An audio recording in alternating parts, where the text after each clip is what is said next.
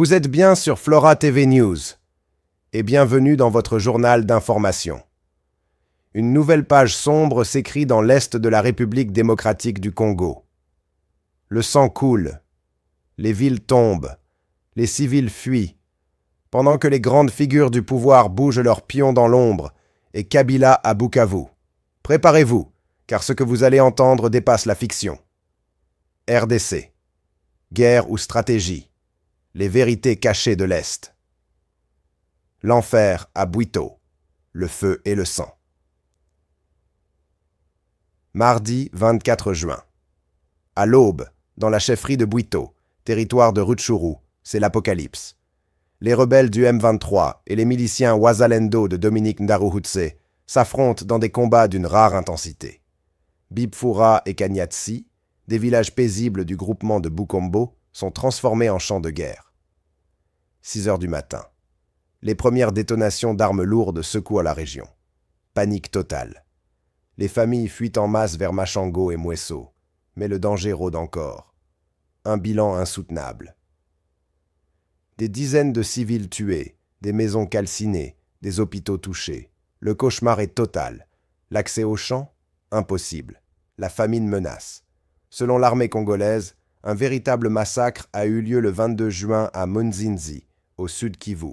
17 civils exécutés par les forces M23 en représailles à des échecs militaires. Le général Sylvain Ekenge dénonce un énième pogrom, une barbarie sans nom contre des innocents. Le retour du fantôme. Kabila entre en jeu. Mais dans l'ombre de cette guerre sanglante, un autre front s'ouvre, politique. L'ancien président Joseph Kabila, après un mois à Goma, fait un déplacement choc à Bukavu, cœur du sud Kivu, un territoire tenu par l'AFC M23. Ce voyage n'était pas gagné. Beaucoup pensaient que c'était trop risqué. Et pourtant, il l'a fait. Par bateau, dans le plus grand secret. Objectif? Rencontrer chefs coutumiers, religieux, société civile et proposer une sortie de crise. Mais pour Kinshasa, ce n'est pas de la diplomatie, c'est de la trahison. Kabila, rébellion et minerai, la bombe politique. Kabila, accusé de collusion avec le M23, n'a plus d'immunité. Le Sénat l'a lâché. Et maintenant, il dénonce le pouvoir de Félix Tshisekedi. Dictature, corruption, arrestation arbitraire. Son obsession? Empêcher un accord minier stratégique entre Kinshasa et Washington prévu le 27 juin. Il accuse les USA de vouloir piller les minerais congolais contre un soutien politique à Tshisekedi. Et lui, il veut mobiliser l'opinion, l'Est du pays, et même l'Occident. Washington entre en jeu pour la paix dans les Grands Lacs. Pendant ce temps, sur la scène internationale, les États-Unis réaffirment leur engagement pour la paix et la prospérité en Afrique centrale. Lors d'un événement au Centre culturel américain à Kinshasa, l'ambassadrice Lucy Tamlin a clarifié les intentions américaines dans le rapprochement RDC-Rwanda. L'objectif n'est pas d'exploiter le Congo, mais de favoriser un climat propice aux investissements durables dans la paix. Un tournant décisif pour le Kasaï et la RDC. Avec la remise de ses parcelles et l'inauguration du marché, le Kasaï central s'offre une nouvelle chance, et la RDC tout entière envoie un message fort. Chaque vie compte, chaque citoyen mérite une terre, une maison, un avenir. Des larmes d'hier naît aujourd'hui un sourire d'espoir. Un nouveau départ. Émouvant pour 500 ex-réfugiés. Titre foncier, marché moderne et promesse d'avenir au Kasaï central. Chilumba, Kasaï central. C'est une scène d'émotion et d'espoir qui s'est déroulée à Chilumba, dans le groupement de Benakabia, où 500 ex-réfugiés congolais revenus d'Angola ont reçu des titres de propriété et un tout nouveau marché moderne dans le cadre d'un ambitieux programme de réintégration durable. Une véritable renaissance pour ces familles autrefois déracinées par la violence, aujourd'hui honorées et enracinées sur leur propre sol. La cérémonie solennelle, présidée par le gouverneur Joseph Moïse Kambulu Nkonko à l'occasion de la Journée mondiale du réfugié, restera gravée dans les mémoires comme un puissant symbole de résilience et de renaissance. De l'exil à la dignité. Ces 500 âmes courageuses avaient fui l'enfer entre 2016 et 2017, lors de la terrible insurrection de la milice Kamwina Nsapu qui a ravagé l'espace Kasaï. Après des années d'errance, leur retour s'est amorcé dès 2018 grâce aux efforts conjoints du HCR, du gouvernement congolais et des autorités locales.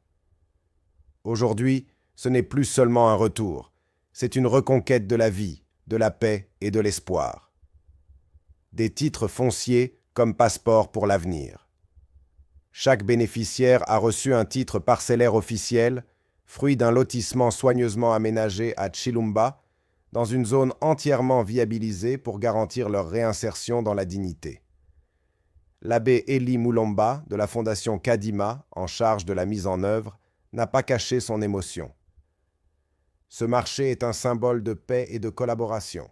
Le titre foncier rappelle à chaque bénéficiaire que l'État ne l'a pas oublié. Un marché moderne pour une vie nouvelle. En plus des parcelles, un marché flambant neuf a été inauguré pour stimuler l'économie locale et renforcer les liens communautaires. Dr Jacques Diagondo, chef de la sous-délégation du HCR, a salué cette avancée comme une réponse structurée aux besoins de ceux qui ont tant souffert. Le socle d'une nouvelle vie. Le gouverneur Kamboulou a promis que ce n'est que le début d'une transformation historique. Ce marché est une première étape, mais surtout un signal fort de notre engagement à bâtir un avenir stable et inclusif pour tous. L'accalmie inattendue à Chomia, un espoir fragile.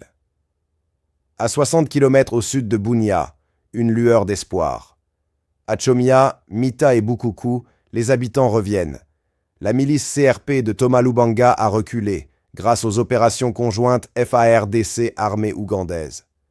Chaque semaine, des embarcations arrivent, pleines de déplacés revenant d'Ouganda et des camps de pêche. Les filets reprennent la mer, les boutiques rouvrent, l'économie redémarre. Mais tout n'est pas fini. Des zones restent inaccessibles. Le danger rôde toujours. Conclusion, à quoi jouent les puissants? Entre massacres, jeux géopolitiques, accords miniers et lutte d'influence, une chose est claire, le peuple congolais paie le prix fort. Joseph Kabila revient comme un sauveur ou comme un fauteur de guerre, selon le camp. Tshisekedi, lui, joue la carte internationale. Mais au fond, qui protège vraiment le peuple? Appel à l'action. Si toi aussi, tu veux que la vérité sorte des ténèbres, abonne-toi, partage cette vidéo et dis-moi en commentaire, qui, selon toi, tire les ficelles dans l'est du Congo? Kabila, Tshisekedi ou un autre acteur de l'ombre? On se retrouve très bientôt dans notre édition de 13h heure de Johannesburg. Restez connectés, restez lucides.